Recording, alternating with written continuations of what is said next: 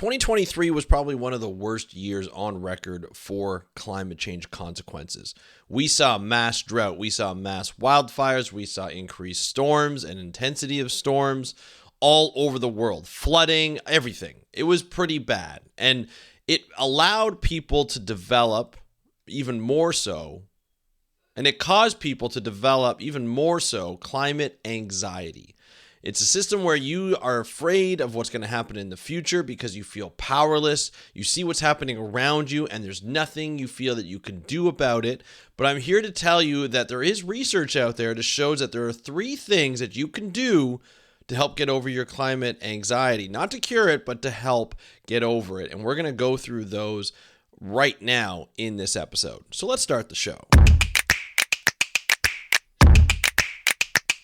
Hey everybody, welcome back to another exciting episode of the How to Protect the Ocean podcast. I'm your host, Andrew Lewin. This is a podcast where you find out what's happening in the ocean, how you can speak up for the ocean, and what you can do to live for a better ocean by taking action. And today we're going to be talking about climate anxiety, something that some people have been coming to me lately through Instagram, through the email, and just been like, hey, Andrew, is there a way to get over not only climate anxiety, but just ocean conservation anxiety? Because there's a lot of stuff going on in the world, and I don't like it. And it's really bothering me right now, and I don't blame you.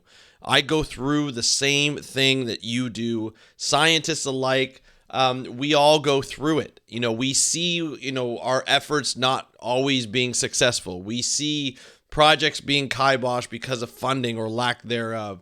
We see politics getting in the way and changing, a government's, priorities to fight climate change, or the impending priorities to fight climate change, and changing all of those.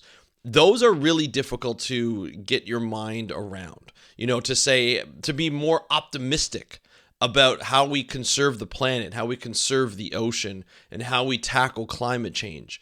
And I totally understand it because I go through the exact same thing. Not all the time, but every once in a while. And I'll be honest, one of the things that we're going to be talking about today to help get over is what I do as pretty much a living. It's what I do with this podcast. And I'm going to start to talk to you about that as well. But before we get into those 3 things, I just wanted to say one of the things that I know, I'm 45 years old, right? I am getting older. Things in my body are not working as like they used to, or not healing like they used to. I am a big CrossFitter. I like to do that's my workout of choice, or workout style of choice. And when I come home after a workout, I did this workout. I'm not sure if you know of the CrossFit Open. It's where, every year, everybody that's involved in CrossFit get to do these 3 workouts, 1 a week, and if you get further enough, you can eventually go to the CrossFit Games, which is televised, huge prizes and all that kind of stuff. Of course, I'm not even close to that, but we all do these workouts for the first 3 weeks. They're tough workouts. And after the workout this week that we just did, the first workout, I was feeling dizzy. I was feeling unfocused. It took me a while when I got home. I do the workouts in the morning. It took me a while when I got home to really kind of get my head around just the day and sort of getting over that workout and continue on with my day, where I had to work. I had to create episodes because I'm about to go away, create episodes for this week, create episodes for next week. And so it was like I had to get focused. And the way I got focused was through Magic Mind. And Magic Mind is this elixir that I've been using recently. And it's just a really good way of actually being able to focus your day and stay awake in a really healthy and fantastic way. And I highly recommend it to everybody that I talk to, because it's one of those things I've mentioned this before on the podcast, but I used to go use Coca-Cola as my caffeine fix, as my 2 o'clock caffeine fix, and a bit of my sugar fix. But you can't do that every day. That's not good for you. And that's you gotta be able to get over that, and you gotta be able to move from that and move into something a little better and a little healthier for me. As I said, I'm not getting any older or younger, and I need to help with that. So I think it's one of those things where you just have to continue to focus, and you got to continue to get right. And this Magic Mind gets to that, right? It allows me to focus on the day, feel healthy, feel awake, and just get to my productivity because I have a lot to do that day. And I want you to do the same. So if you go to magicmind.com/protect ocean, right? magicmind.com/protect ocean, and use my code PROTECT20, all one word, PROTECT20, you get up to 56% off your first subscription for the next 10 days. Okay, so again, magicmind.com/protect ocean, and use my code PROTECT20 to get 56% off, up to 56% off your first subscription in the next 10 days. So enjoy that. And I'd love to hear your experience with that. If you do buy it, please let me know. You can hit me up on Instagram at How to Protect the Ocean. Just DM me. All right, let's get back into the episode because this is something that I want to get into. Climate anxiety is a thing. It's a thing that's being studied by psychologists. And climate anxiety, or more accurate, that people call it climate trauma, climate grief, are phases that Dr. Sarah Lowe, a psychologist researching climate and mental health at Yale University, explains encapsulate our varied emotional and cognitive reactions to a rapidly changing environment. And a striking 2021 study from the University of Bath underscored the depth of this concern. Half of the youth respondents admitted feelings of fear, sadness, powerlessness, and guilt regarding our planet's ecological trajectory, with a staggering 75% finding the future frightening. Frightening. Just think about that. A lot of youth that are going to university that are the response to these surveys, they're not looking at the future as in, oh, I can't wait for the future. I'm going to have a house. I'm going to be able to have kids and be married to a partner and have kids. Some people are just saying, I'm not going to have kids because I don't know what this world is going to look like. That's a serious effect. Like, our population will probably go down, which in a way it's kind of needed, but will probably go down because they will not be able to have the same benefits as I did when I was, just coming out of university and starting my life, because they're worried about the future and what it holds for their kids, for the next generation. That is a serious effect. That is a serious, serious effect. And so a number of studies just said we could actually get over climate anxiety by doing things that will help tackle climate change. Now, we're not talking about becoming a politician, becoming a leader of a government, your government, and of the country of the country of where you live, and then having effect. I mean, you could do that as well. Obviously, not everybody will be able to do that.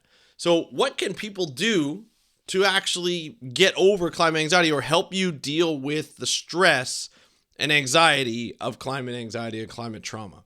There are 3 things that this article that I found in The Guardian have given as tips to help this process. And they found that people who have done this have been less associated with depression than people who don't do this, okay? So the first one is build social cohesion to help your community weather adversity.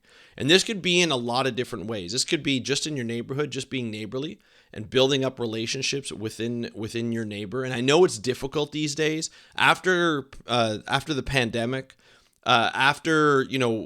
now that we have technology and that we're mostly in our homes and we're in front of computer screens and iPhone screens and phone and tablet and TV screens all the time, we've kind of insulated a little bit. I'll be honest, like, even my wife and I and my family, like, we were very social before the pandemic. We were going out to dinners at people's houses every weekend. We'd have people over at our place. There's always something that we do. We were busy. Not only with the kids' activities and everything, but we were busy. And after the pandemic, we've slowed down. We've realized that we actually like a bit of a slowdown in our life. We're ready for that slowdown. And so we haven't really gone out as much. Maybe once a month we'll go out and see some friends. But usually it's not like a big thing. It's very small. It's not very, or it is super organized because it's once a month. It's not just like, hey, let's have some dinner, play some cards or dominoes or whatever, some board games, and just kind of hang out, or let's go out to a restaurant. We just don't do that anymore. And there are a number of reasons why. Of course, the world is a much more expensive place. It's changed quite a bit since the pandemic. The pandemic as well. People are getting more sick, and so they're staying home more. My office is hybrid for my day job. I go to work twice a week and I stay home the other 3 days, sometimes 4 days. If there's a bit of a sniffle, I stay home, or people stay home. And so you're not as social as you used to be, but having that ties to the community, maybe your work, maybe just your neighbors, being friendly with them, and not necessarily in a climate sense, but more just be friendly with them and have a relationship, a neighborly relationship, a positive neighborly relationship where you get along. You help each other out. If one goes away, you get their mail, or you help them out. Like just sit down and chat. One thing that I do with my neighbors is, especially in the summer when we're out mowing the lawn or gardening or whatever we're doing, a lot of times some of the neighbors, we're all doing it at the same time. We take a collective break and we just sit there and we enjoy a beer, or we just chit chat and talk about things in the neighborhood and, all that kind of stuff. I'm a dog walker. I have 2 dogs. I walk my dogs within the neighborhood. So I'm always looking at people, meeting people, saying hi. I may not know them by name or anything like that, but I know who they are. They know who I am. I watch out for the neighborhood. If we have coyotes in the neighborhood, so if there's a coyote and there's another dog walker walking that direction, I steer them away just by warning them. Just being able to be that neighborly, have that relationship with your neighbors. What the study says here is that when you have that neighborly connection, or you have that friendly connection with other people within your community, you easily adapt to change or bad weather events. You help each other out, and you become more resilient as a community because your bonds are just that much more effective. And this could be not only just like, if you don't have to own a house, you don't have to own an apartment or rent an apartment or rent a house. You could do this as students. There's an interview that's coming up that I'm going to be publishing where I talked to these students that were in Australia at a university, and they kind of came together to help other students to get experience and to kind of connect. So not just within a lab, but outside the labs and within just sort of the graduate student community. And now they run events on a regular basis, and now they're all having a good time. They're all, being together, and they're just kind of going back and forth and just helping each other out, becoming more resilient, so that if something happens to graduate students, or, someone's not feeling well or they're feeling down, they can help each other out because that bond is just there, right? So they can be there for them, for each other. And I think that's really important. So, get out into your communities, whatever communities they are, and start forming relationships. That will help in terms of climate anxiousness and climate anxiety. The other thing, number 2, is dispel the silence about climate crisis with open discussion. Dispel the silence about climate crisis with open discussion. So essentially, do what I'm doing. Talk about it. I'm going to do a more in-depth episode about this topic soon, but talk about it. The best thing to do to get people over this climate anxiety is to talk about some of the issues and talk about some of the stories, positive and negative, that will help them understand more about what's happening to our planet. There are a lot of people who have some preconceived notions of climate change. There's a lot of misinformation out there, and it's being fed to you every which way. Whether you know it or not, it's being fed to you every which way.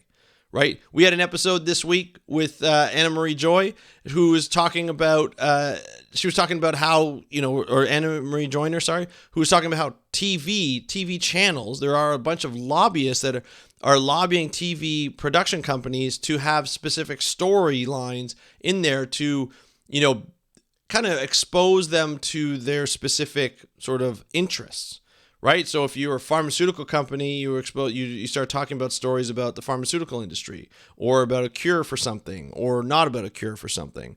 If you're a nonprofit organization for the environment, you start talking to writers and screenwriters about, climate science and climate change, and having it in the stories, like the background. It doesn't have to be the main topic, but having some part of it in there and mentioned in there helps people understand better what they need to do in terms of climate change, and gets them more used to the idea of climate change, right? So having that area, like going back and talking to people, really helps. So just talking to it in an open space, whether it be a podcast, whether it be a YouTube channel or a video, or Instagram and TikTok with short form video, you could do it that way as well. And I know what you're thinking, like, Andrew, this is like a faux pas to talk about climate change, because this is a political nightmare when I bring it home at my family dinner table, and I'm talking to my dad, I'm talking to my mom, or I'm talking to uncles or aunts and grandmothers and grandpa who all have different sort of political sides, and climate change is very politicized. And so if I talk about one, they're going to talk about, how, the Democrats and the Republicans don't agree on things and blah, blah, blah. And it gets a little hairy. And I get it. I totally understand it. But you don't have to use the words climate change. You don't have to use the words ocean conservation. What a study found that said while 65% of Americans surveyed at Yale University researchers say the issue of global heating is personally important to them, 66% of Americans say they rarely or never discuss global warming with their family and friends. So how can you really organize, step into shared collective goals around something that we are not articulating, verbalizing, or externalizing, right? But the thing is that when you do start talking about it and you don't mention those things, that actually works. So it says here, research shows Americans underestimate the national population's concern for the state of the climate and support for major climate mitigation policies by striking 80 to 90%. So the fact is, you could talk about flood avoidance, flood adaptation, right? Drought adaptation, intense storms and storm adaptation and how to prepare people for storms and things like that without even mentioning climate change. And if you don't mention the word climate change, oftentimes in discussion, it actually ends up being better because people are not even worried about the politicized part of it. They're just worried and talking about, hey, look, I'm in a flood zone, or this has become a flood zone, right? It's shown, like we've seen the events, and Florida keeps flooding. So what do we do about Florida? What do you do about particular parts of Florida? We adapt. How do we adapt? Okay, this is good. Like we'll start to talk about this because it's not a politicized issue. It's something that's a matter of fact. Right? You don't mention climate change, you get rid of the politics, and I think that's really important. And the last thing to do is stay abreast of international issues and apply what you learn locally. So this is something that I think is really interesting. And there's an example here. Namra Khalid, who's a Pakistani cartographer, lives at the forefront of the climate crisis. Her data visualization work crowdsourcing and compiling detailed maps of Karachi is helping the city prepare for and prevent future flooding disasters. In 2015, she said we had a heat wave in which over 2,000 people died in the city. Last year, we had the worst possible floods in Pakistan. 33 million people almost became homeless. So for Khalid, addressing the climate change isn't a concern, it's an existential imperative. It's existentially imperative, right? She says, I don't think it's an option to either channel climate distress productively or not. It's a matter of survival. Nobody else is going to stand up for us unless we do. So her call to action is twofold: raise awareness and learning resilience. She urges those in the global north to be cognizant of climate disasters in developing nations and advocate for aid and investment into regions confronting disaster, and also glean lessons from their experiences. So it's a good point to start learning from what's happening here, because today it's Pakistan and tomorrow it's also to be a global problem. But widening our lens and learning from global experiences, we can better channel our anxieties into informed action. So from advocating for global climate initiatives, we can shift to preparing for our own local climate challenges. We live on the same planet. This is all said by Khalid. Completely right. This person is completely right? By understanding what's happening internationally and looking at our vulnerability as a country, right? We are looking at ways to adapt to changes. Last year, case in point, I made the comment in Ontario, where I live, in Southern Ontario, we didn't have a lot of climate change impacts. We would hear about wildfires on the West Coast, flooding on the East Coast, and every once in a while we get flooded along Lake Ontario. But it wasn't always happening. And Southern Ontario, where I live, has been pretty safe over the years. So last year, I made the comment, didn't probably knock on wood on my head, but I made the comment saying, hey, you know what? We haven't actually seen any. We've been very fortunate. There's a lot of people around us, states and provinces, that have felt directly the effects of climate change. But we haven't really. And then what happens? The entire boreal forest in Canada is in flames last summer. In the spring, really. Not even in the full summer. It was in the spring, which was way earlier than it normally is, like in September, where the peaks were in September. Now the peaks were all summer. And there are still parts of the boreal forest that are on fire on the West Coast. So we're going to have, to that effect, we had wildfires in Ontario, Northern Ontario, and when the wind shifted the right way, we had smoke come to Southern Ontario. where we had, air quality advisories. Stay inside if you can. So everybody's affected. But and sometimes we see other countries get affected, whether they're developing countries or they're developed countries. And then we're like, that can never happen here. We're okay. No, it could happen anywhere. And you just don't know when it's going to hit you. And so by understanding what's happening and being aware of what's happening internationally, it is very important to start to look locally and be like, what can we do? There's a friend of mine who's been on this podcast, Dr. Andrew Thaler, who decided to do the same thing. He looked internationally and said, look, there's flooding everywhere. He created a tool for Google Earth to look at where's the major flooding that's going to happen in the U.S. There's a big sort of article done that on Southern Fried Science. And it was a really, really great article. It was impactful. A lot of other publications picked it up. And now he's, the chair of the Climate Change Committee in his local town because they need to do some adaptation. And they need to look at what they can do for adaptation. And I think that's a really admirable thing to do. He's an ocean scientist, but he's looking at how to change roads with a committee, and what they need to do to adapt to any type of flooding because he lives on the coastline. This is all what we can do, and it's done hard. Sometimes you just have the skill set already from your job, and you just don't know exactly how to apply it to the climate crisis. But it's going to require everybody from every kind of level, and it starts with your leadership in action. And so if you're feeling climate anxious, there are 3 things you can do. Make tighter bonds or continue on making bonds within your community, your local community, whatever that might be, whether it be a neighborhood, whether it be, if you play Dungeons and Dragons and you have a community there, whether it be online, it doesn't matter. A baseball team, a soccer team, a football team, a hockey team, any kind of sports team, can really help. And then, of course, dispel the silence about climate crisis with open discussion. So talk about it. Talk about it with your family. Talk about it with your friends. Talk about it with your community. That always helps. And then, of course, look at international issues and see if you can apply them locally. How can you get involved locally? That's going to help with those relationships that you develop. So those are the 3 things that you can do to help get you over the climate anxiety that you're feeling, that you may or may not be feeling, or that you may feel at some point in time, just like I do. And so I thought that would be helpful. Let me know if it's helpful.